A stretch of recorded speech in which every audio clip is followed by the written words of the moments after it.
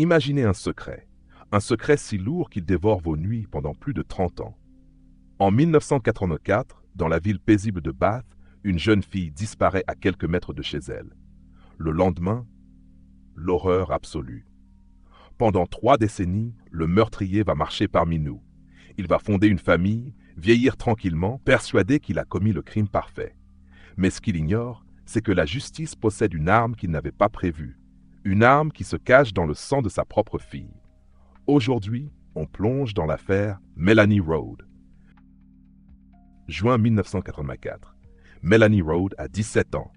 Elle est le portrait craché de la jeunesse britannique des années 80.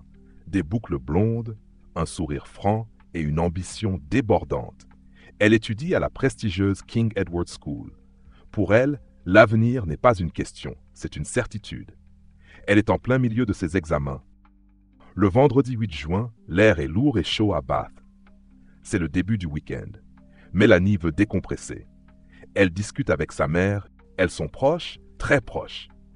Avant de franchir le seuil de la porte, Melanie remarque des pétales de fleurs écrasés sur le sol.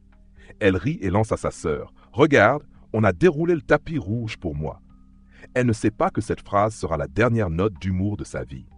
Elle s'en va, légère, vers le centre-ville. La soirée se passe au Beau Nash, une boîte de nuit branchée. Melanie danse, rit avec ses amis. À 1h30 du matin, le club ferme ses portes. Ses amis lui proposent de partager un taxi. Melanie décline. Elle habite à Lansdowne, à environ 20 minutes à pied. La ville est calme. Elle connaît chaque pavé de ses rues. Elle s'engage seule dans la nuit. À 1h45, un témoin l'aperçoit près d'un arrêt de bus. Elle marche d'un pas assuré. Elle n'est plus qu'à quelques centaines de mètres de sa chambre, où ses livres de révision l'attendent sur son bureau. Mais dans l'obscurité d'un renfoncement de St. Stephen's Court, une silhouette observe.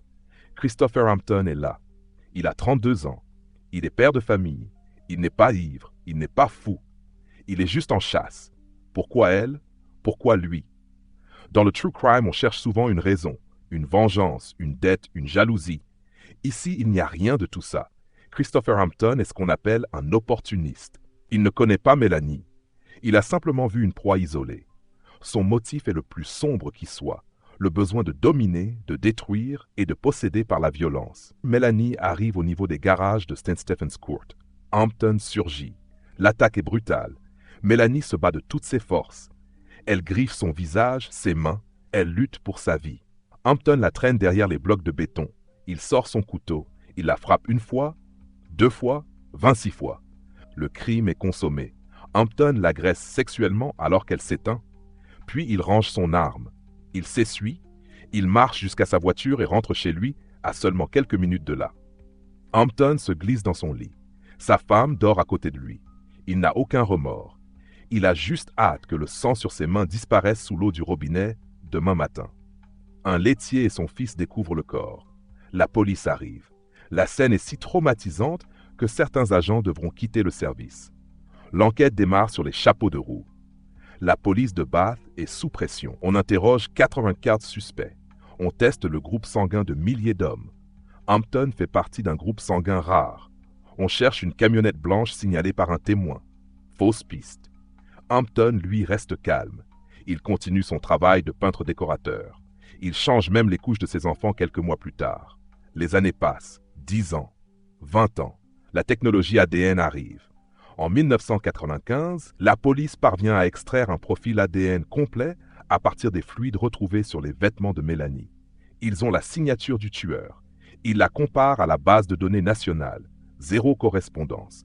Le tueur n'a jamais été arrêté pour rien d'autre. C'est un citoyen modèle. Nous sommes en 2014.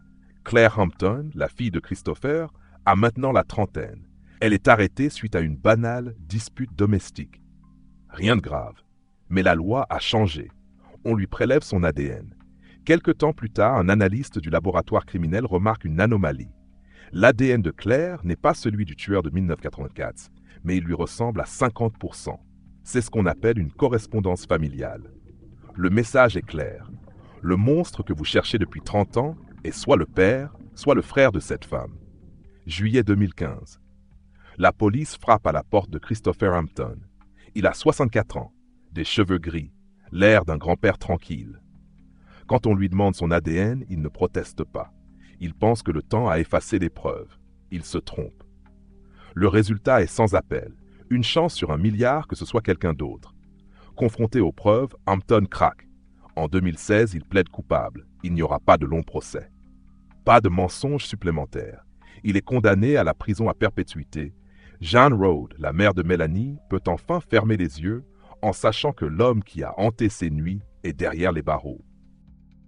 L'histoire de Melanie Rhode n'est pas seulement celle d'un meurtre, c'est celle de la patience. Elle nous rappelle qu'on peut cacher un crime pendant 30 ans, qu'on peut tromper ses voisins, sa femme et ses enfants, mais qu'on ne peut pas tromper son propre code génétique. Hampton a vécu une vie qu'il a volée à Melanie.